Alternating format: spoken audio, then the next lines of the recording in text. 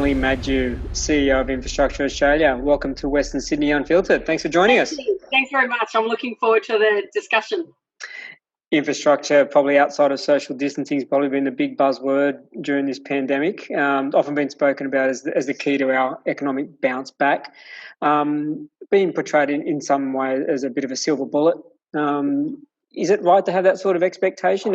And what do you see as the key projects, particularly in Western Sydney, that will deliver the biggest return on investment as we move forward? Sure. I'm not sure I'd use the word silver bullet. I think even before COVID and before the bushfires, infrastructure was very much in the forefront of the discussion around, economic stimulus. The Prime Minister brought forward a number of projects at the end of last year on infrastructure spending. So the way that we would see it is, and the importance around infrastructure with COVID is that Australia did something quite unique that other jurisdictions like the UK, US and New Zealand didn't do. We protected and maintained existing projects that were already underway and being delivered or in the planning phase. And that was really important for a couple of reasons. One is it's good for the economy. You've got to remember that Australia's social and economic infrastructure alone makes up 21% of our national GDP. So just keeping it moving was just on the economy is really good. The other one is obviously around productivity and employment. And then you look at supply chain. So it was a no-brainer that it was really important that all the infrastructure projects, both economic and social, were just maintained and kept going. And we were really focused on the safety and well-being of those on site, and there was a lot of work that was done around that. And you can just see what's happening in the increased restrictions in Victoria. They then went back and looked at what was happening on the construction sites, and they changed the requirements and allowed them again to keep going. And they really do have a multiplier effect, and it was incredibly important that we just keep our pipeline moving. We have a huge backlog of projects that need to be started, so it was really important we didn't delay the ones we already were underway. So the second part of the question, Adam, was what projects are the major projects? Well, we would say there's 155 major projects because they're on our infrastructure priority list. But for those specifically interested in Western Sydney, I think what you will want to know is this. So we have 155 projects on our release that we did last week. First time ever, we've done a mid-year infrastructure priority list. There's 155 on the list, 35 in New South Wales, and of the 35 in New South Wales, 13 are from Western Sydney. So what of those projects are key? And there is three. 3 of the 7 high priority projects on the IPL, which is the infrastructure priority list, are from Western Sydney, and that is the M12, which we included last week, Western Sydney Airport, which I was noted as saying on the ABC, I thought it was probably one of the most high value projects in Australia at the time, and the M4 motorway upgrade. The infrastructure priority list, which we all look forward to, and as you mentioned, came out for the first time mid-year last week. Can you talk us through a bit about the methodology and the criteria that you apply to putting together that list? As a project that we've been pushing, the Central Metro, a link that connects the hills down to Hurstville, running through the central part of Sydney. It's one that we've been strongly pushing as one that we see some clear economic and social benefit to come out of. It's identified in the Future Transport Strategy as a 25-year plus project. If you can just take us through the process on how you approach the development of your own list, and particularly how it responds to things like population and population needs, which in the current climate is probably a new consideration that all governments are going to be looking at. So the infrastructure priority list has been around for some time, but it really is evolving. And when you think about how do projects get on the list, it's quite simple. So we have a 5-stage process for the federal government when projects are seeking more than $100 million. And that's where they need to do a full-on business case, and they would be classified as a project. But on our list, we have over 120 initiatives. And all initiatives is a pipeline. Like, this is what we want to showcase. Really important to have a pipeline. So how do you get onto that list? What it is doing stage 1 of the five-stage process, and that is identifying the problem or opportunity that the the proposal is, and then link it up to being nationally significant. Some projects, because we can't include everything, some projects might have local value or community value that they may not be deemed as nationally significant.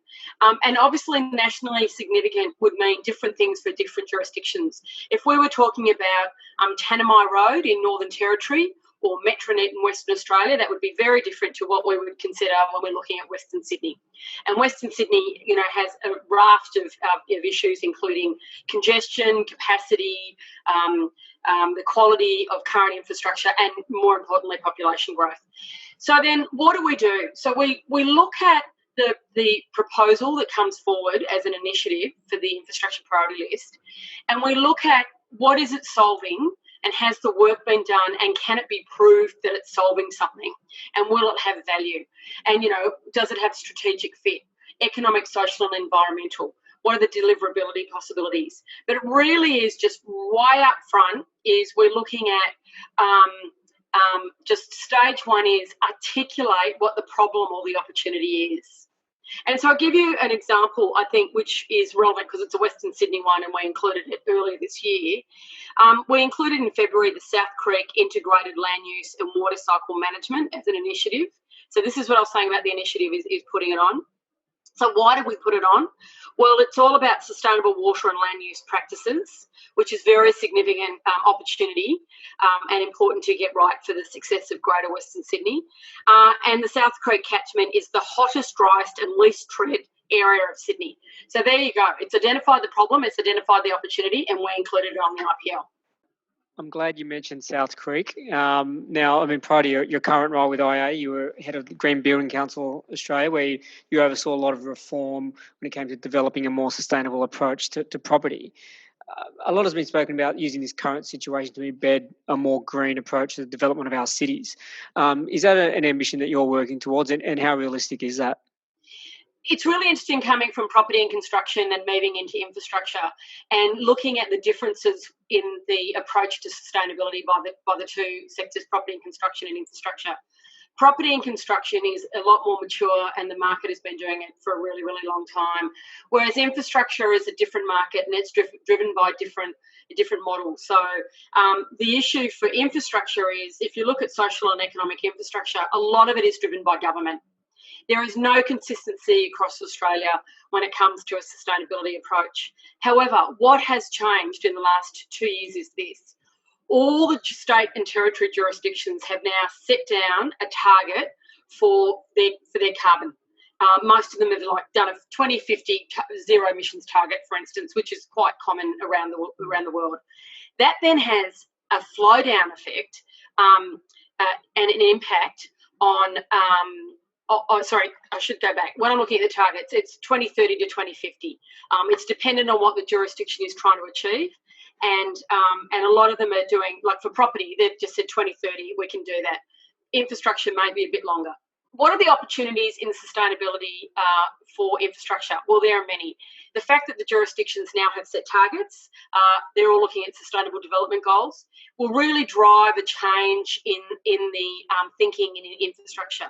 The other one is when you look at the private sector, they're now very cognizant of sustainability and resilience.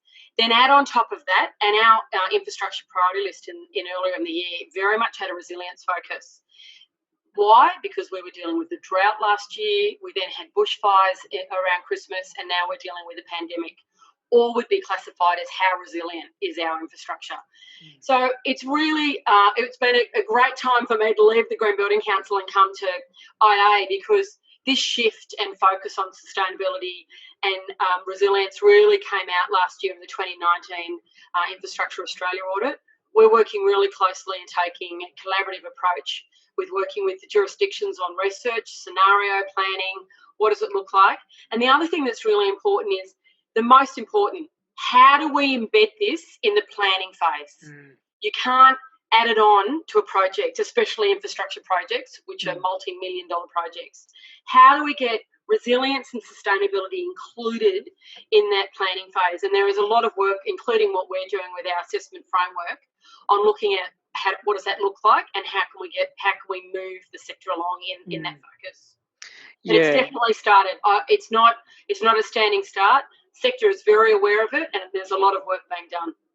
I mean, speaking of getting things built in from the early phases of projects, the role of communities, particularly during the pandemic, has been one of, I think, the nice things to emerge. Your role with Placemaking New South Wales on the Placemaking New South Wales Advisory Committee, working closely with Minister Stokes. Do you think, looking ahead, that there's going to be an even stronger emphasis on the role of placemaking in a post-COVID world, especially if there's a stronger emphasis on stronger local neighbourhood centres, not just big cities? So the role of placemaking's been really interesting, and I think that's come out in COVID. What did people do? They shopped locally. What were they relying on? They were walking locally. They were catching up locally, and there's been this increase in focus on local community and where I can be in my local community. Infrastructure Australia released Planning Livable Cities in 2018, and then in the audit last year we had a huge focus on the importance of the strong codependency between outcomes of places and based access to infrastructure and services. And it's already happened in New South Wales, and it's already happened in Sydney. And with my old hat on as CEO of Green Building Council, there's some great examples, and there's specifically some great examples in Western Sydney. And that is the work of Green Star Community. And Green Star Community is a rating system that was already about a place-based approach. So there's a couple of examples in Western Sydney, including Parramatta Square development, Sydney Olympic Park, Willowdale in Campbelltown, Fairwater in Blacktown, and others. Sydney Olympic Park, for instance, is a great example. It's got everything. So it's not only sport, it's residential, it's retail, it's recreational, and there's a huge focus on taking a precinct approach.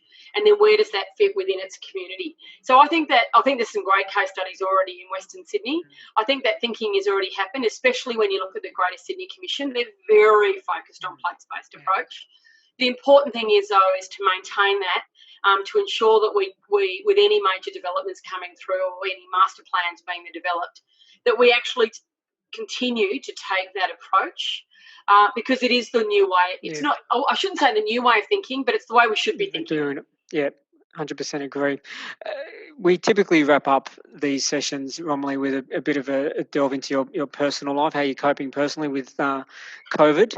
I know that you're a very active sportswoman, everything from life-saving, swimming, mountain climbing. There's probably a lot of other things in there I haven't included, but anything outdoorsy I know you're into. How have you fared during this period of social isolation? And has it been difficult, at times being cooped up, and how have you managed it? So how have I coped with COVID-19? A couple of things. One, I'm blessed to live on the Northern Beaches, so I live at Whale Beach. And the other thing that happened is two of my three kids were overseas, and they obviously had to come back. So I found it really interesting being a working mother of three, and I cared for my father, who sadly died earlier this year. So being home, working flexibly has actually been great for me. I've been able to spend a lot of time with my children. But one thing that's been really important is I've worked flexibly for years, and Infrastructure Australia has started, really being proactive in flexibility last year. But what have I done differently? And we started this competition at IA to make sure that we were all really active, and we took breaks during the day. And so I thought I really had to lead from the front on that. So we created a Strava group, which has got incredibly competitive. And we upload activities that we're doing every day. And so I then started making sure that I went for walks or did ocean swimming or went on the erg, which is a rowing machine, and was posting every day. And so if anyone follows me on social media, they can see all these amazing walks that I've done around Sydney and New South Wales, but specifically the Northern Beaches. And I read Phosphorescence by Julia Baird, and it's really about awe and nature and wonder. And so then I made sure that my social media was very much focused on nature. What the unintended consequence of that is, I have many friends who are living overseas or inland, and if I don't post a photo, I get why didn't you go for a walk today? Why didn't you post a photo of a beach or of sand or of trees? So I have a lot of people who enjoy the posts that I have. But it really, for me, it's really been about having some wonderful time with my family, but keeping fit. I think it's the most important thing that we all can do is keep fit. But the other thing that I've done differently is checking in with people. You know, I think the initiative "Are You Okay?" and I know it's coming up, the day is coming up, is really important. So last week when the lockdown happened, as I texted all my friends and colleagues in Victoria, I emailed all the bureaucrats that I deal with in Victoria, you know, checking in with people and making sure they're okay and picking the phone up and speaking to people. And people have also done that for me, and I've really appreciated it. Well, we knew you were an influencer in infrastructure circles, but didn't know you were an influencer in social media as well. So if anyone's looking to follow someone, you just feel free to follow at Romilly Madew. Is it on Twitter or Instagram? Yeah, it's at Romilly Madew on Twitter and also LinkedIn. Look forward to seeing it. Romilly, thank you for your time this afternoon. It's been a pleasure. Thanks again. My pleasure. Thanks, Adam.